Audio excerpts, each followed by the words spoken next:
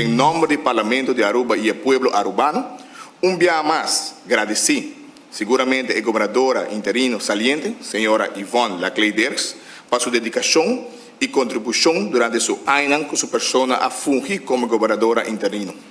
Então, senhora preparada, com ampla experiência, cada uma sostém no desenvolvimento de nosso país. E seguro, sua persona estava tão digno representante de nossa gente moderna e a demonstrar de exercer bom trabalho.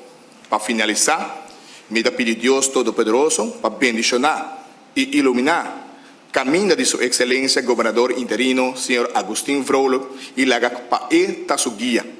Seguintemente, me passa a palavra para sua excelência governador interino, senhor Agustín Vrolijk. O futuro de Aruba está dependendo de que a nossa juventude vai fazer no futuro.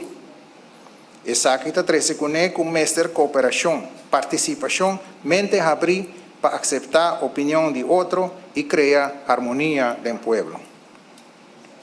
Sociedade em geral, começa a praticar é bom virtude. Nós todos estamos orgulhosos se nós por influenciar nossa sociedade positivamente e lança a juventude de Aruba com é bom virtude. E assim, faz de bom gente, melhor gente.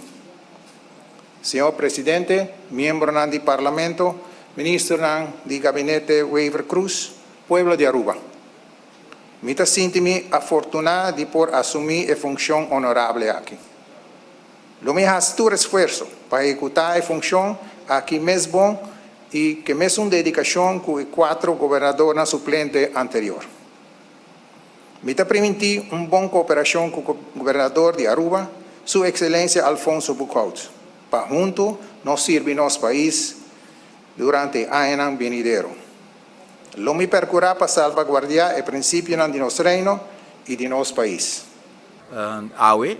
Nós forma parte de uma transição para o senhor Agustín Vrolijk, que também é um personagem conhecido de nossa comunidade, a carga de diferentes funções também de nossa comunidade e assim sabe também com honor e dedicação importante e desse aí nós sostenemos também o trabalho que tem que fazer e o trabalho agora para intercambiar rato com tem retorno hopi grande, tarefa grande para governador interino, nós lo apoiamos onde começar e nós lo informamos também onde começar para garantir que nós podemos cambiar o rumo de nosso país. Aruba vai ser cambio agora sim, mas cambio que realmente está no interesse de cada cidadão do país aqui e não no interesse de algum gente cerca de governo. Aruba vai ser governo que tem coração e alma para o povo aqui.